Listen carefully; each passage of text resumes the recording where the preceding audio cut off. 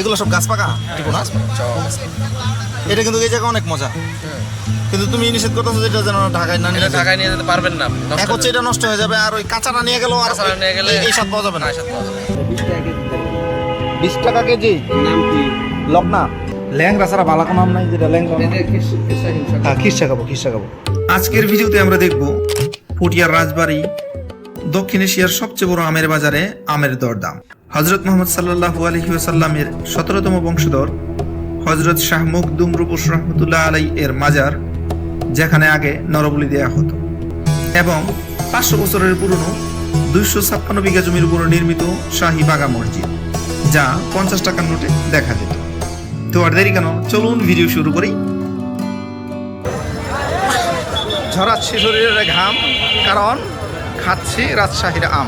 হ্যাঁ বন্ধুরা, রাজশাহীর আম খেতে চলে আসছি এশিয়া মহাদেশের বৃহত্তর আমের বাজার বানেশ্বর আমের পাইকারি বাজারে।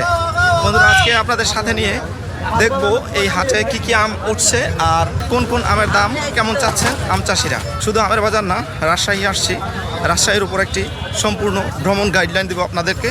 তো আশা করছি ভিডিওর শেষ পর্যন্ত আপনারা সাথেই থাকবেন। আমাদের এই যাত্রা শুরু হয় ঢাকার গাবতলী বাস স্ট্যান্ড থেকে।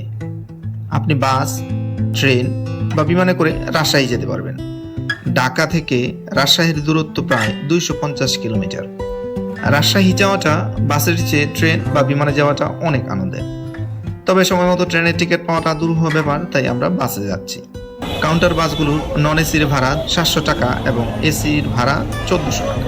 ঢাকা থেকে রাত 12টায় রওনা দিয়ে আমরা রাজশাহী শহরের প্রায় 15 কিলোমিটার আগেই বানেশ্বর বাজারে নেমে পড়ি সকাল 7টায়। রাজশাহী আমরা 3 দিন থাকবো। বানেশ্বর বাজারে থাকার হোটেল থাকলেও ছোট ভাই টিপুর পিড়াপিড়িতে তার বাসায় থাকার সিদ্ধান্ত নিলাম। তবে তার বাসায় যাওয়ার আগেই আমরা আমের বাজারটা ঘুরে দেখতে চাই। তারও আগে চলুন আমার ট্যুরমেটের সাথে আপনাদের পরিচয় করিয়ে দিই। ইনি হচ্ছেন সাংবাদিক কাউসার ভাই, সম্পর্কে আমার বোন জামাই। পুরো ভিডিও জুড়েই আমাদের শালা দুলবের দুষ্টুমি লক্ষ্য করবেন। আমাদের আম খাওয়ার মডেল হয়েছে সাংবাদিক কাউসার ভাই। ভাই কেমন হয়েছে? আমরা তো হলুদ সাংবাদিক, আমরা কথা তো পুরোপুরি বিশ্বাস করা যেত না। হলুদ না, সকালবেলা লাল সাংবাদিক। এই বড় ভাই, এ তো হলুদ সাংবাদিক, সাংবাদিক মানুষ তো কথা বিশ্বাস করা যেত না। আম সত্যি করে বলেন কেমন? এই কাঁচা আমটাই মিষ্টি, আমি নিজেও খাইছি, আসলে মিষ্টি।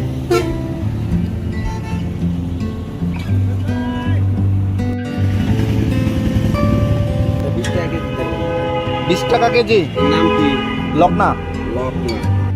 আপনার আম ভালো হইলে আবার আমরা আসি তো, মাত্র এসে নামছি, নিয়ে যাবো। মিষ্টি কেমন? আমরা ঢাকায় যে হিমসাগর খাই, ওই হিমসাগর।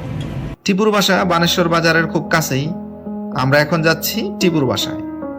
আমাদের অঞ্চলে যেমন অটোরিকশার রাজত্ব, রাজশাহীতে তেমন ভ্যানের। ভ্যানে করে অল্প টাকায় বেশি দূরত্বে যাওয়া যায়, তাই হয়তো ভ্যান এই অঞ্চলের প্রিয় বাহন। বাসায় এসে ফ্রেশ হয়ে নাস্তার টেবিলে বসে অবাক হতে হলো। নাস্তার পর দুধ দিয়ে আম চিড়া খাওয়া নাকি এই অঞ্চলের ট্রেডিশন, যেটা আমাদের ঢাকায় বিলাসিতা। আচ্ছা, এটা কি মোটামুটি সব বাড়িতে এই চিড়াটা খায়? আমাদের রাজশাহীর চাপাটা বেশি, যেটা ল্যাংড়া, এটা মিষ্টি, সবগুলো এখানে যেগুলো আছে আমাদের বাড়ির আম সব। ল্যাংড়া ছাড়া ভালো কোনো আম নাই, যেটা ল্যাংড়া। খিরসা খিরসা খাবো। আমি ল্যাংড়াটা খাবো না। মানে রাজশাহীর মানুষ যে সুখী, এটা একটা প্রমাণ। এই যে দুধ, এই যে চিরা, আর এই যে আম, এই যে হলুদ সাংবাদিকের আম হলুদ লাগে না ম্যাক্সিমাম, কারণ আম যে মিষ্টি। নাস্তার পর একটি ফ্রেশ ঘুম দিয়ে উঠেছি। এখন বিকেল, আবার বৃষ্টি হচ্ছে। এখন লুঙ্গি পরে খালি পায়ে টিপুর গ্রাম ঘুরে দেখতে যাব।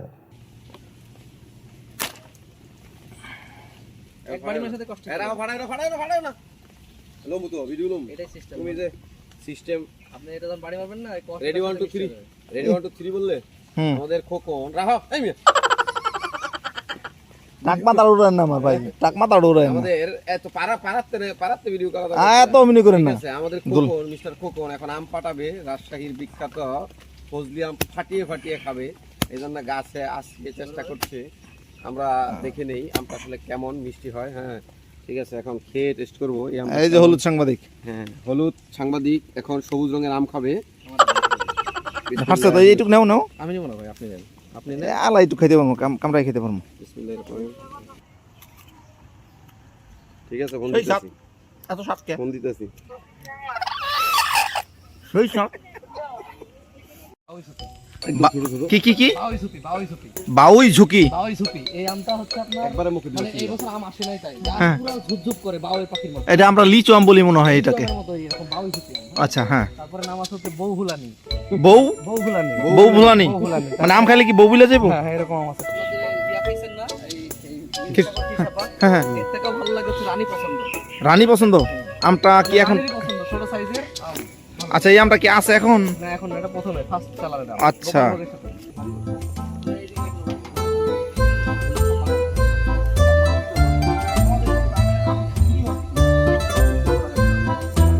একটু পরেই সন্ধ্যা নামবে, তাই আজ আর আমরা আমের বাজারে যাচ্ছি না, যাব পুঠিয়ার রাজবাড়ি। আমাদের অঞ্চলে বাসে ফেরি করে যেমন চকলেট চানাচুর বিক্রি হয়, রাজশাহীতে বিক্রি হয় আম। বানেশ্বর বাজারে রাস্তার উপর বিকেল বেলা এমন পাকা আমের হাট। বাংলার প্রত্নতাত্ত্বিক ঐতিহ্যের মধ্যে রাজশাহীর পুঠিয়া রাজবাড়ি অন্যতম।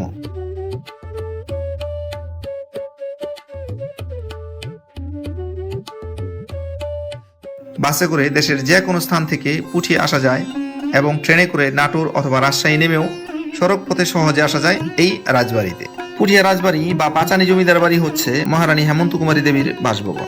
1995 সালে মহারানী হেমন্ত কুমারী দেবী আকর্ষণীয় ইন্দো ইউরোপীয় স্থাপত্য রীতিতে আয়তাকার দ্বিতল বর্তমান রাজবাড়িটি নির্মাণ করেন।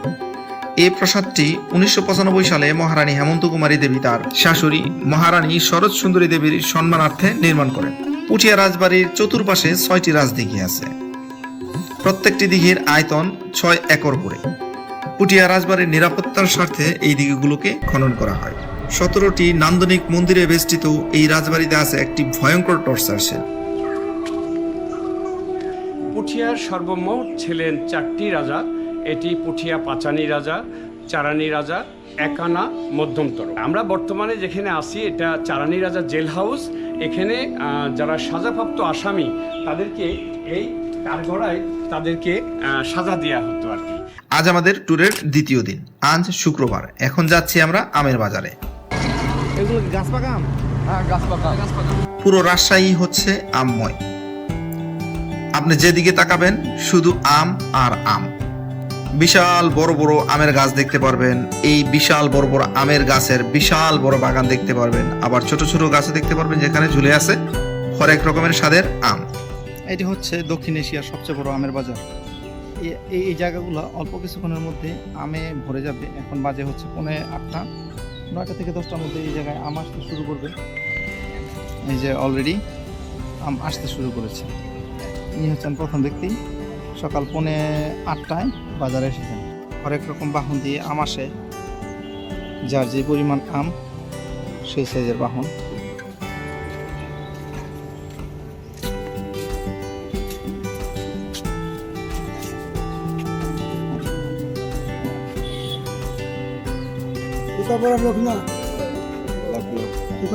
এটা তো তোতাপুর কোনটা? এটা না? এই তোতাপুরিটার নাম তো আগেও শুনছি, এটা আসলে একটা খাইয়ে দেখা দরকার। পাকা নাই এই তোতাপুরিটা কত করে মন? 1400 টাকা মূল। 1400 টাকা। 4টা আছে, এই দুটো আছে, তলে দুটো আছে। আর ওগুলো কি আম? লকনা। হ্যাঁ, আপনাদের এই জায়গায় মন কত করে? মন 48 কাঁচামাল। 48 এমন না? 48, 46, সাহাবারি 46 আর 48। আর এটা হচ্ছে রূপালী।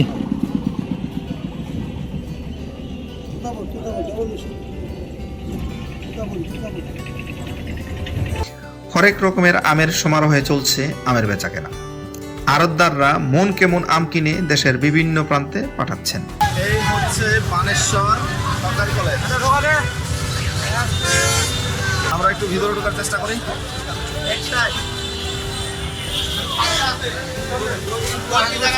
সেই বাজার কেউ ভ্যান দিয়ে নিয়ে আসছে আর কেউ প্যাড দিয়ে নিয়ে আসছে।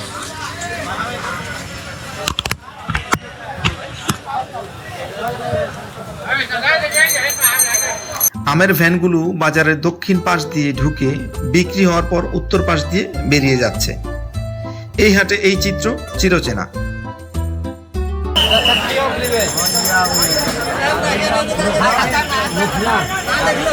গাছ পাকা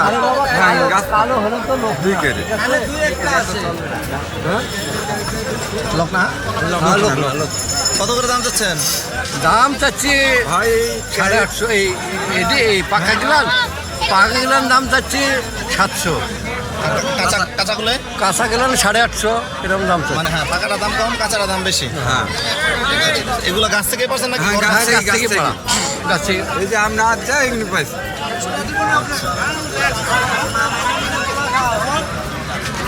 এটা হচ্ছে ফজলি।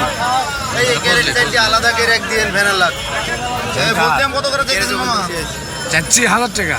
1000 টাকা না? হ্যাঁ, বিক্রি হচ্ছে 900, 950, 950। আমরা চলে যাই, যা ওখানে যা ভাঙি।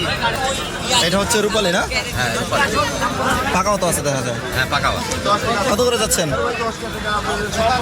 যাচ্ছি 5500 5টা। মানে মন কত করে? মূল ভাবে না, চুক্তি চুক্তি 5 ক্যারেট আছে 5500 টাকা। 5 ক্যারেট 1050 টাকা ধরেন, 50 টাকা কিন্তু 100 টাকা। এটা তো কত 20 2200 টাকা ধরেন মন চলছে। 20 কেজি 31 কেজি মাল আছে। এটা হচ্ছে যে বললেন না অজাত বা বেজাত বলেন যাক, এগুলো হচ্ছে আঠি, কিন্তু আঠি আবার যদি কোনো জাতের আঠি হয় তো এইসব জাতের ফেল, জাতের আম ফেল, আঠি যদি জাতের হয়, বুঝলেন কি? খাওয়ার আম ভালো। এই আমটা মনে হয় যে আমি দাদার কাছে খাইছি যে এই সেবের আম। মানে আঠি যদি ভালো হয় তো জাতের আম ফেল। আটির আম ভালো কি তুমি খুঁজে বের করতে পারো নাকি আন্দাজের উপর? না রে খায় বুঝতে হবে। মাল বিক্রি হয়ে গেছে। দাঁড়াও থাকলে যাও। এটা কি আম? কালুয়া। ও কালুয়ার সাইজ বড় না?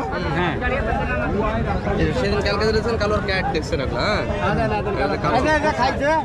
আম মিষ্টি আছে।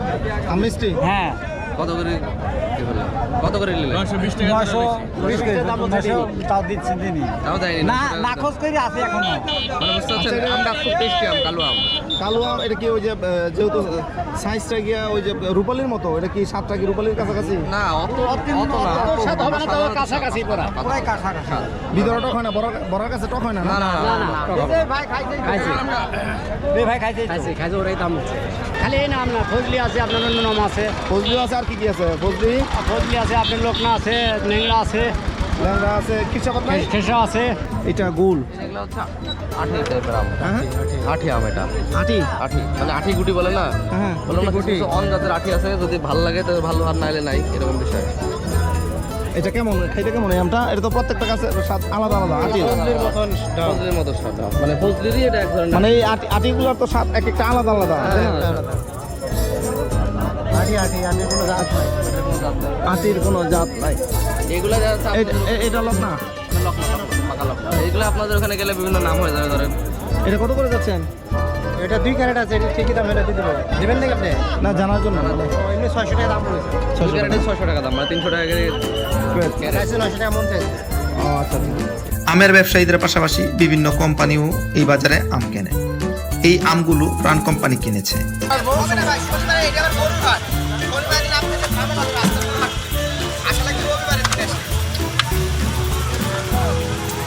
পুরো এলাকা আমময়। ওই যে ওই জায়গায় আম রেডি করতেছে, ওই যে ওই জায়গায় মানে মনের মন আম রেখে দিয়েছে। এইদিকে মনের মন আম, এই যে আম, এই যে আম, এই যে এইদিকে আম প্রস্তুত করতেছে। এগুলো তো ওদিকে দুতলা পড়ে আছে। এগুলো তো সব আচারের জন্য যাবে বা ওই যে জুসের জন্য। আমের বাজার শেষ করে দুপুরের খাবার সেরে আমরা যাচ্ছি রাজশাহী সদরে। রাজশাহী বাংলাদেশের সবচেয়ে সুন্দর শহর। রাজশাহী শহরটাকে প্রতিদিন 2 বেলা ঝাড়ু দেওয়া হয়। পুরো শহর জুড়ে কোথাও ময়লা পাবেন না। আমাদের সব এলাকায় নির্মাণাধীন ভবনের সব মালামাল রাখা হয় রাস্তার উপর, কিন্তু রাজশাহীতে এর চিত্রটা ভিন্ন। নির্মাণাধীন ভবনের কোনো মালামাল আপনি রাস্তার উপর দেখতে পারবেন না। ভবন মালিককে নিজ দায়িত্বে মালামাল রাখতে হয়। এটাই এই শহরের নিয়ম। এটি হচ্ছে রাজশাহী শহরের অন্যতম প্রাচীন ঐতিহ্য টুপকল।